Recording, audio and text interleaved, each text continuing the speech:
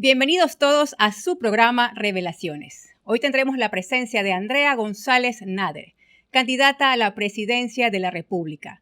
Recuerden seguirnos en nuestras cuentas de redes sociales Facebook, Instagram y en nuestro canal de YouTube, @la estación GYE. Además, en Radio Centro S.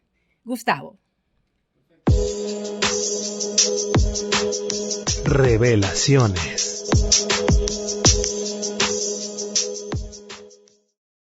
Gracias, Lore. Como anunciaste, estamos con Andrea González Nader.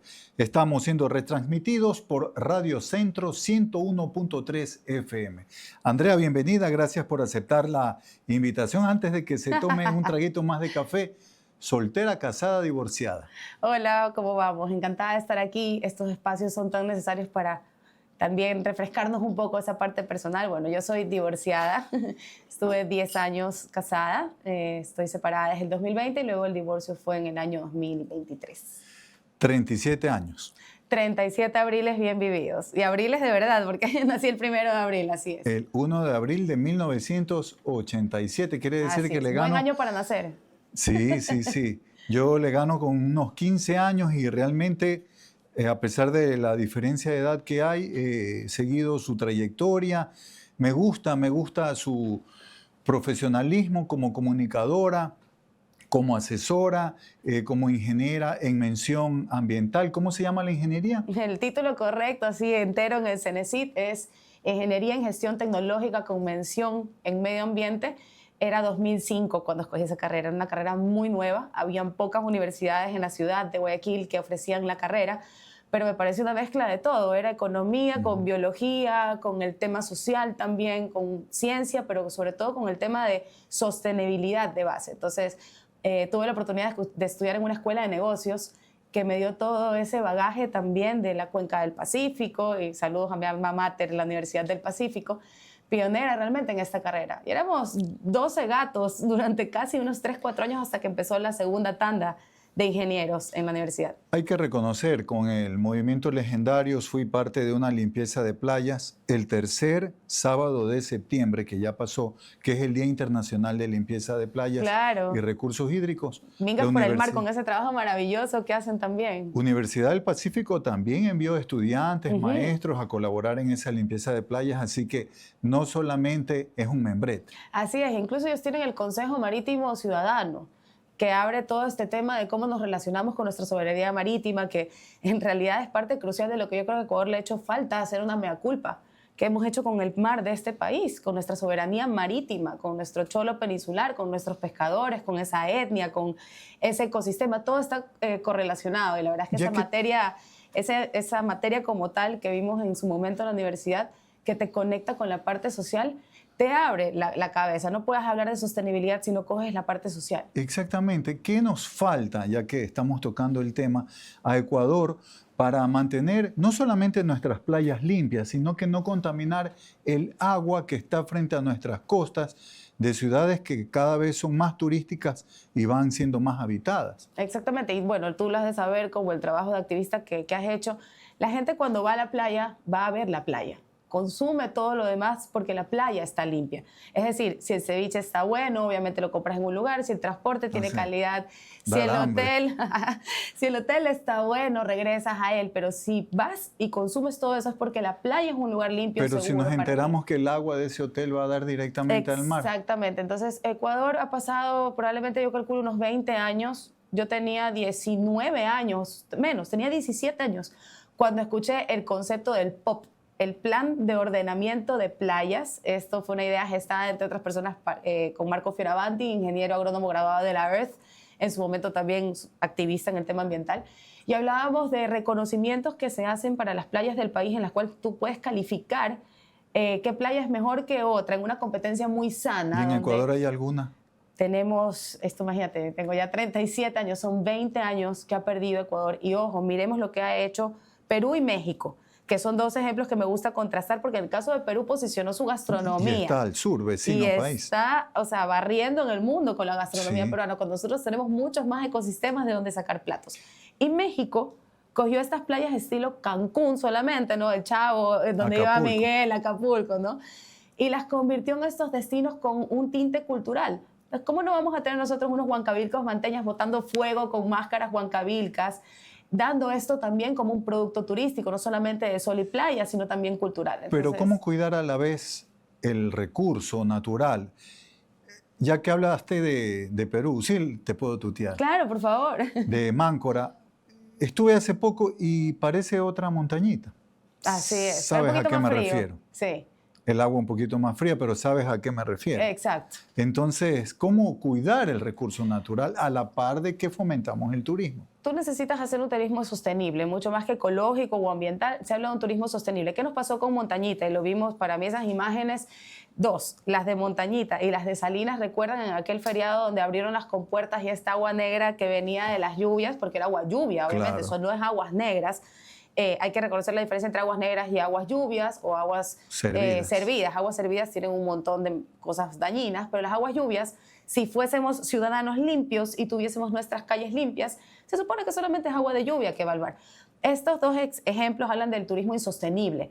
Hablan de lugares, playas en su momento también, que reciben una cantidad de turismo mayor a su infraestructura turística.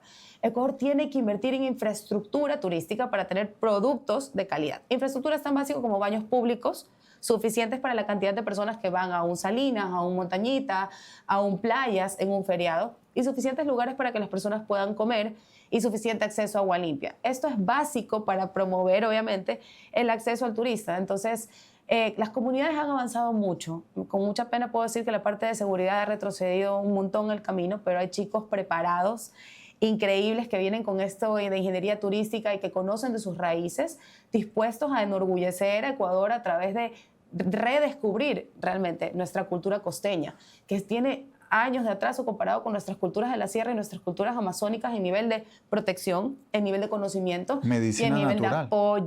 de apoyo gubernamental. Realmente las carreteras no es suficiente, ¿me explico? Exactamente, no solamente llenar de cementos, cortar montañas. No es suficiente. Poco se hace túneles en exactamente. nuestro país. Sí. Pero bueno, yo sé que Lore está ansiosa por preguntar e ir a ese punto que queremos, conocer más de lo que simplemente podemos encontrar por Google de Andrea González Nader. ¿Cuántos hijitos? Tengo 2 hijos maravillosos. La mayor tiene 14 años y el menor tiene 6. Algunos años de diferencia. 8 años de diferencia. ¿Qué dicen de tener una mamá no solamente famosa, ¿no? Porque incursionó en la política, candidata a la viceprefectura del Guayas, candidata a asambleísta, ex candidata a la vicepresidencia y ahora candidata a la presidencia de la República del Ecuador? ¿Cómo compaginar eso de ser madre, no solamente ser trabajadora, sino también aspirar a cambiar este país? Creo que la clase trabajadora es la que ha sido relegada durante todo este tiempo de participar activamente en la política. Al igual que la academia, a la que también siento que pertenezco, y las mujeres, creo que son 3 grupos que han sido relegados de la política. Esto es totalmente coherente con lo que se ha venido. Siempre es duro para ellos saber la exposición que tiene su mamá. Fue durísimo el año pasado, no solamente para mi hija mayor, que estaba mucho más consciente de lo que pasaba que el menor, sino para mis padres también. Todo lo que sucedió el año pasado y regresar a exponer la vida de nuevo sin saber en realidad quién asesinó a Fernando Villavicencio. Esa persona sigue afuera. El gatillero lo consigues en la esquina. Es coherente y lo saben, pero sí, yo les agradezco a mi familia y a mi novio profundamente este apoyo incondicional. ¿Novio? Porque sí, novio.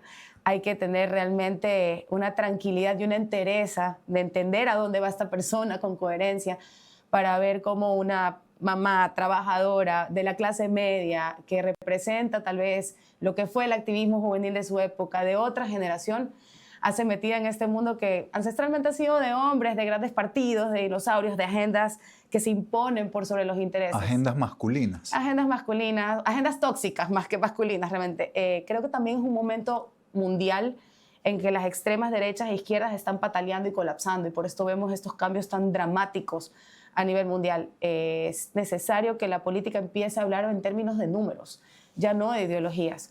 Las ideologías y las teorías están muy buenas para conversar y es lo lindo de la democracia, pero en una crisis necesitas basarte en los números y en la ciencia, y es lo que un poco venimos a apretar el nudo de lo que esperamos como electores que hagan la política, porque seguimos culpando a la clase política, pero quienes nos ponemos ahí somos nosotros los electores.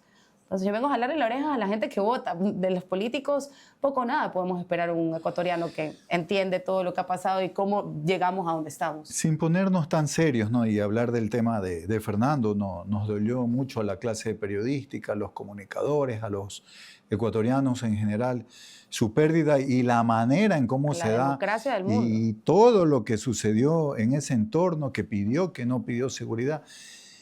Vamos un poco ya más al futuro y sin ánimo de ponernos serios porque el programa es Revelaciones.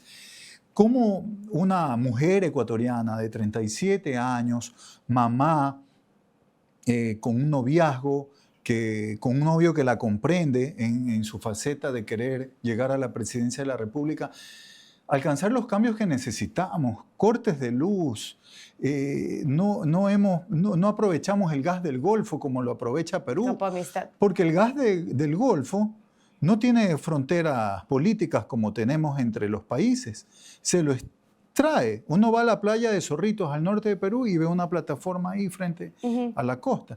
¿Cómo aprovechar esos recursos sin contaminar? Bueno, ese es el reto del mundo. En realidad, Ecuador tiene problemas endémicos y problemas globales que comparte con el resto de países del mundo. En el caso de Ecuador es un país en crisis, pero esta crisis sale realmente de la crisis política que tenemos y estos son los que han tomado malas decisiones. En Ecuador lo que se estudia y escuchando a varios ingenieros y siendo ingeniera en el tema también tecnológico, tiene que descentralizar la generación de energía. ¿Por qué? Porque somos tan diversos, tenemos tantos ecosistemas diversos, tantas etnias diferentes, que descentralizar la producción es lo que conviene. En el caso de Loja tiene un potencial enorme eólico, en el caso de Manabí tienen un potencial solar eólico, en el caso de Guayaquil tenemos un río. Nadie se ha puesto a pensar que Guayaquil podría sacar de manera mareomotriz o de otros tipos de energía. Entonces, obviamente la corrupción enquistada en los sectores estratégicos, que por si acaso ven ir y venir presidentes. O sea, esto comenzó con Correa, se engorda con Lenin, se empacha con Lazo, sigue con Noboa. Ellos no responden realmente a una agenda, están enquistados. Entonces, el tiempo que hemos perdido corresponde a esta corrupción metida dentro del sector, por ejemplo, energético. ¿Qué puede hacer Ecuador en el corto plazo? En estos momentos, obviamente, no nos queda más que termoeléctrica. La termoeléctrica es increíblemente contaminante. Estamos quemando más combustibles y diésel, pero también tenemos que entender cómo funciona el tema de los subsidios a las gasolinas en el término de los negocios que hace Ecuador. Porque nadie va a venir a invertir si tenemos un producto subsidiado. Claro, y no podemos seguir subsidiando en una crisis energética la gasolina con la cual trabajan, por ejemplo, las mineras, que se supone que nos tienen que dar en realidad más réditos para poder invertir en energía. Entonces, pero hay minería ilegal también. La minería ilegal es un problema enorme. Ecuador tiene una deuda con el tema contaminación que solamente en el tema petrolero, y en esto cito al Ministerio de Medio Ambiente, va 1.9 billones, con B de burro, billones de dólares que tiene que reparar el gobierno ecuatoriano a las comunidades amazónicas por contaminación. Hay que ver bien cómo se hacen los negocios y que los números realmente funcionen. Ecuador ha hecho muy malos negocios los últimos años.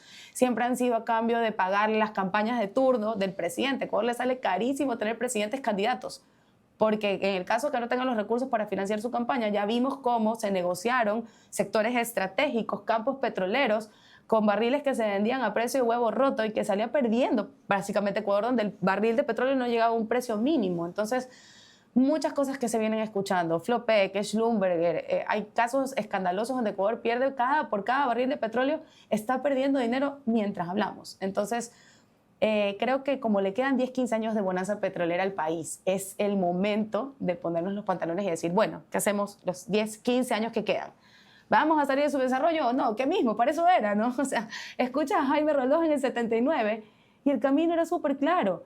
Cogemos el petróleo, vendemos petróleo y salimos de su desarrollo. Perfecto. En el camino parece que se confundieron y creyeron que el gobierno ecuatoriano iba a vivir toda la vida del petróleo. El petróleo se acaba. Y no solo extraerlo y exportarlo, ¿por qué no tenemos la cantidad de refinerías que tiene Perú con menos petróleo que el Ecuador?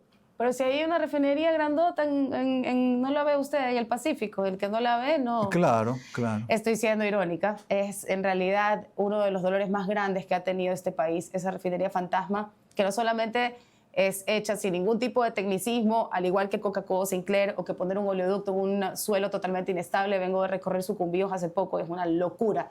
Lo que hemos hecho fue no escuchar a ningún ingeniero ni ningún técnico en el tema y hacer lo que le dio la gana al presidente de turno. La refinería de Esmeraldas, que debería estar funcionando y que incluso podría ser una refinería química, o sea, te dejaría incluso hasta urea. Y evitar que importemos derivados. El puerto de Esmeraldas, que debería tener una profundidad de 12 metros, está en 6 porque no se lo han ni dragado. Con una máquina para hacer chips de eucalipto, que es una especie invasora, pero con un uso comercial maravilloso, y deberíamos estar exportando toneladas y toneladas de madera de eucalipto, pero nada funciona. Y tú te preguntas, tal vez, si es en serio ineficiencia, si realmente a la gente le falta tal vez un Google, pero no, es corrupción.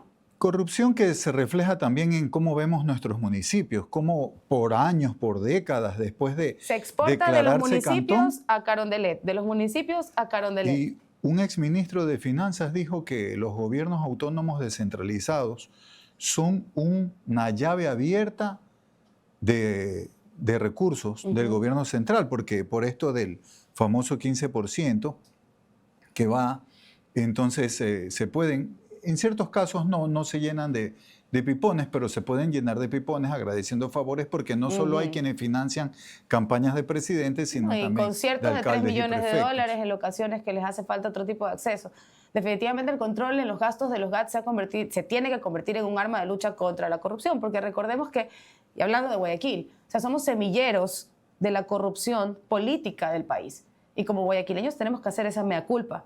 Definitivamente del municipio de Guayaquil se ha exportado modus operandis con los cuales estos pseudopartidos políticos, que son en realidad grupos armados, ya grupos políticos, digamos, de los delincuentes, funciona en Guayaquil, entonces funciona más allá, y si no vas cogiendo, mira cómo se abre la red de corrupción de los jueces. ¿Te refieres a cómo hacer las cosas para que no te caiga Contraloría encima? Claro, y mira cómo se abre, ¿no? En el caso, por ejemplo, Pampa, que vemos jueces de la Concordia, jueces de San Borondón, o sea, vas contaminando como una metástasis el sistema judicial. Entonces, ese modus operandi de, por ejemplo, cooptar los jueces, ¿en dónde comenzó? En Guayaquil.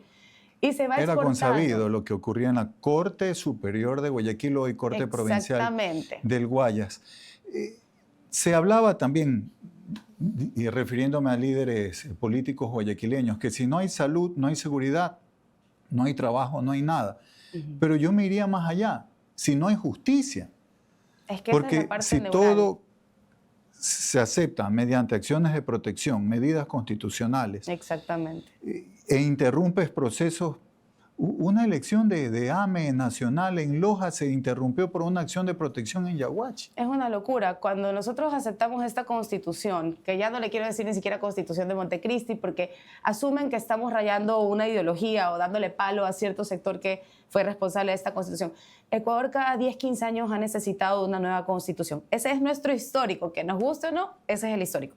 Lamentablemente nuestra constitución ahorita le deja este espacio que tú dices, donde ya no hay un Estado de Derecho, sino que es un Estado de derechos, donde los derechos de los delincuentes muchas veces están por encima de un Estado de Derecho como tal. Los jueces que liberan con habeas corpus a los de un partido y luego a los de otros y cooptan a todo el resto de jueces, tienen nombre y apellido y se dirigen o son manejados por determinados puntos dentro de los partidos. Entonces, con estos casos es necesario entender que, y por eso los 3 valores del movimiento que creé en su momento. Ya vamos a hablar de justicia, eso. desarrollo sostenible y libertad. Porque sin justicia la verdad es que no puedes hacer nada. Muy bien. Lore. Gracias, Gustavo. Andrea, buenos días. Te tengo solamente 2 preguntitas nada más. ¿Qué opina tu familia de esta decisión y riesgo tan grande de lanzarte como candidata a la presidencia? Bueno, crecí en una casa con un economista y una ingeniera comercial que ha sido profesora durante más de 20 años. Los escuché hablar de política toda la vida. Creo que saben que esto en parte es responsabilidad de ellos.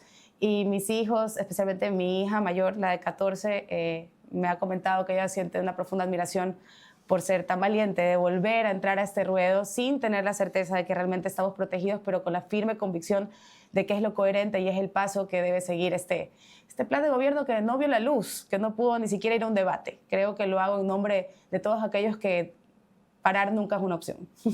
¿Y por qué con el partido Sociedad Patriótica? ¿Por qué te decidiste en ese partido? Bueno, este es el partido en donde fuimos libres de escoger nuestro binomio, que para mí era crucial tener a alguien que sepa de la Marina, un contraalmirante como Galo Moncayo.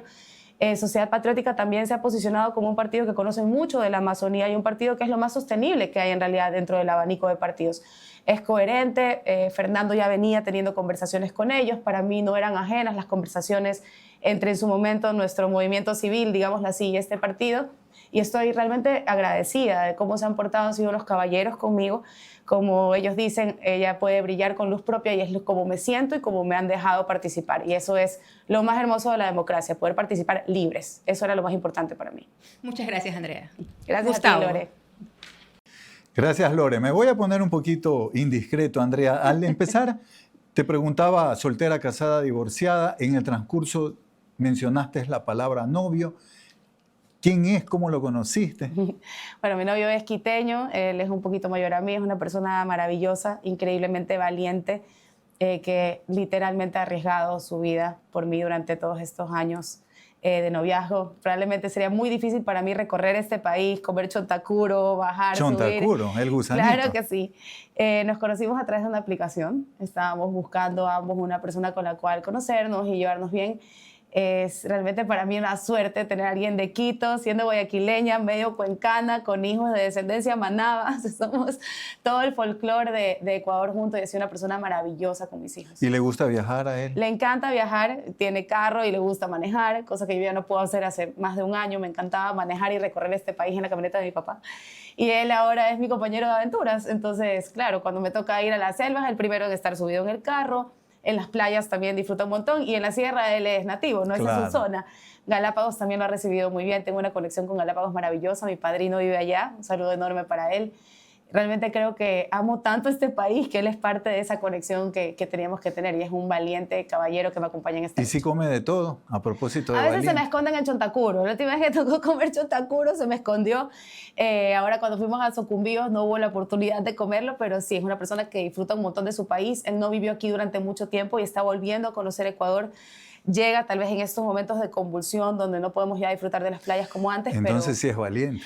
Sí, realmente es lo más valiente otros que se puedo van, tener. lamentablemente, mucha gente se está yendo. No me quiero poner triste, no me quiero poner más bien es la esperanza tenso. de construir estas nuevas bases sobre las que Ecuador tiene que reiniciar, donde volvemos a recuperar nuestras playas, donde recorrer el país es parte de lo que tiene que hacer todo ecuatoriano que se respeta. No podemos concebir recuperar el territorio sin nosotros volver a usar nuestra playa, nuestros cerros, nuestra Amazonía, nuestro mar, es nuestro. Sobre todo que somos un territorio tan pequeño en el que mucho se dijo en un momento de que podemos pasar de sierra a costa y Amazonía en cuestión de 4 o 5 horas, porque de Guayaquil a Cuenca 3 horas, sin los fotorradares. Sí. De Cuenca uno cae a Macas. Te cuento que los radares han tenido un serio impacto en el turismo local. La gente no quiere viajar donde hay fotorradares porque el hecho de un promedio, de una multa de casi $200 para un viaje familiar, te deja tal impacto económico o trauma económico que dicen, no vuelvo a ir para allá porque la otra vez un radar me cogió y pasé pagando esa multa más que el viaje. Entonces, es necesario entender el daño que le han hecho los radares mal ubicados al turismo. Ecuador es un país maravilloso que tiene un potencial turístico enorme, pero sin la infraestructura correcta y sin el apoyo de aquellos que están ahí para ayudarnos, realmente es difícil para el sector turístico salir. Y el mensaje que nos mandan los jóvenes es brutal. Hay legiones y legiones de ingenieros en turismo, de ingenieros ambientales, de chicos que quieren estudiar el tema tecnológico. Nos están diciendo qué quieren construir con este país. Entonces, pero no se les da la oportunidad. No se les da la oportunidad, más bien se les pone trabas. Ecuador es un paraíso turístico. No podemos cambiar de marca país cada dos periodos. Tenemos que mantenernos en este imaginario internacional en el cual ya habíamos avanzado en algo. Pero definitivamente sí, deberían abrir un tour que se llame el Tour Presidencial y hacer lo que hace uno en campaña para que recorran este país porque es maravilloso. Ferrocarril, son regalos. Ferrocarril ya creo que tenemos que ir aterrizando. Sí, ferrocarril sí, con buenos estudios, con los números que nos digan, por supuesto que sí, el ferrocarril, el plan de ordenamiento de las playas, el hecho de las conexiones viales para que para una persona de Guayaquil no sea un viaje tan costoso conocer nuestra selva amazónica. La conexión que teníamos antes con Riobamba para poder treparte al Chimborazo, cosas que se hacen ahora muy difíciles. Y la gente en estos momentos de recesión económica podría aprovechar estos espacios seguros para conocer más nuestro país, pero lamentablemente las carreteras se han convertido en una traba para eso. Y abaratar el costo de los vuelos nacionales. Totalmente, es una locura. Los vuelos realmente, y como candidata te puedo decir, es increíblemente difícil conseguir vuelos a otras locaciones que no sean Quito y Guayaquil.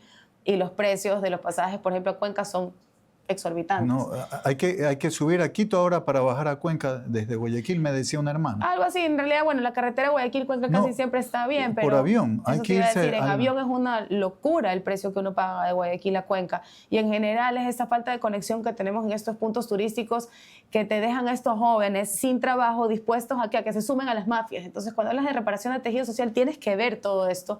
Y quien no ha hecho la radiografía de este país a esa profundidad, le deseo mucha suerte porque no va a entender por dónde es el camino para salir de donde estamos. Más que suerte, creo yo, en lo personal, por mis convicciones, bendiciones y se las deseo, te las deseo, Andrea. Gracias, Realmente Gustavo, muchas querido. gracias por Y Lore. participar con nosotros aquí y aceptar esta invitación. Muchísimas gracias. Espero regresar para hablar también de temas más jocosos y entretenidos y sobre todo de este país maravilloso que hay que rescatar. Muchas gracias, Gustavo y Lore. Gracias, amigos. Recuerden, retransmisión por Radio Centro 101.3 FM y por Centro Digital. Pasen bien. Revelaciones. Esto ha sido todo en su programa Revelaciones. Nos vemos en una próxima emisión con otro personaje de su interés. Muchas gracias por su gentil compañía.